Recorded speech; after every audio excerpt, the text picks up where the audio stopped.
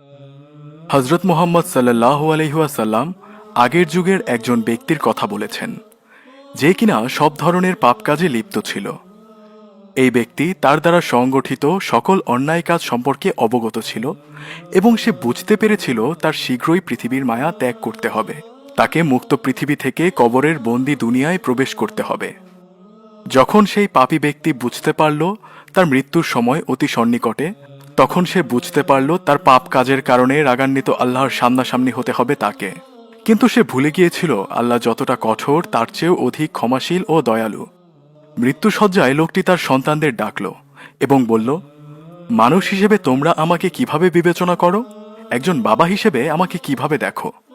তখন তারা জবাব দিল, আমাদের সাথে আপনার এতদিনের আচরণ ও জীবনের অভিজ্ঞতা বিচার করে আমরা আপনাকে একজন উত্তম পিতা হিসেবে বিবেচনা করি। জবাবে লোকটি বলল, ভালো, এখন আমার একটি ইচ্ছার কথা তোমাদের বলবো। আমার মৃত্যুর পর তোমাদের একটি কাজ করার আদেশ করছি এবং তা তোমাদের অবশ্যই পালন করতে হবে।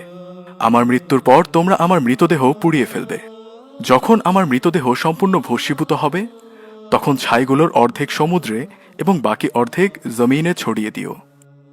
লোকটি যখন তার ইচ্ছের কথা সন্তানদের জানালো, তখন তারা বেশ অবাক হলো। সন্তানরা আপত্তি জানিয়ে বলল, হে পিতা, এটি খুবই বাজে একটি ইচ্ছা। আপনি কি করে আশা করলেন আমরা আপনার মৃতদেহের সাথে এমন নোংরা আচরণ করব? সন্তানদের কথা শুনে লোকটি জোর গলায় বলল, এটাই আমার ইচ্ছা এবং তোমাদের অবশ্যই এই আদেশ পালন করতে হবে। এরপর লোকটি মারা গেল। তার মৃত্যুর পর সন্তানরা সেটাই করল যেমনটা তাদের পিতা আদেশ করেছিল। মহাপরাক্রমশালী আল্লাহ লোকটির ছড়িয়ে ছিটিয়ে থাকা ছাই একত্রিত করে আগের অবস্থায় তাকে হাজির করলেন। আল্লাহ তাকে বললেন, ও আমার বান্দা, তুমি এমনটা কেন করেছ? কেন তুমি তোমার সন্তানদের এমনটা করতে বলেছিলে? কেন তুমি তোমার মৃতদেহ পুড়িয়ে দিয়ে বিভিন্ন স্থানে ছড়িয়ে দিতে বলেছিলে? আমাকে ব্যাখ্যা করো। তখন আল্লাহর সেই পাপী বান্দা উত্তর দিল, ও আমার আল্লাহ, আমি আপনার কাছ থেকে পালিয়ে বাঁচতে চেয়েছিলাম। আমি আপনাকে ভয় পেয়েছিলাম, কারণ আমি জানতাম আমি অনেক পাপ করেছি। আমি যা করেছি তার একটাও ভালো কাজ ছিল না। আমি জানতাম আমাকে আপনার বিচারের মুখোমুখি হতে হবে এবং আমার গর্হিত কাজের জন্য কঠিন শাস্তির সম্মুখীন হতে হবে।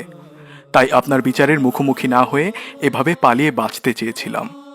বান্দার মনে ভীতি ও অনুশোচনা দেখে মহান আল্লাহ তাআলা বললেন, ও আমার বান্দা, আমাকে ভয় পাওয়ার কারণে আমি তোমাকে ক্ষমা করে দিলাম। যাও, জান্নাতে যাও। আমরা বান্দারা যত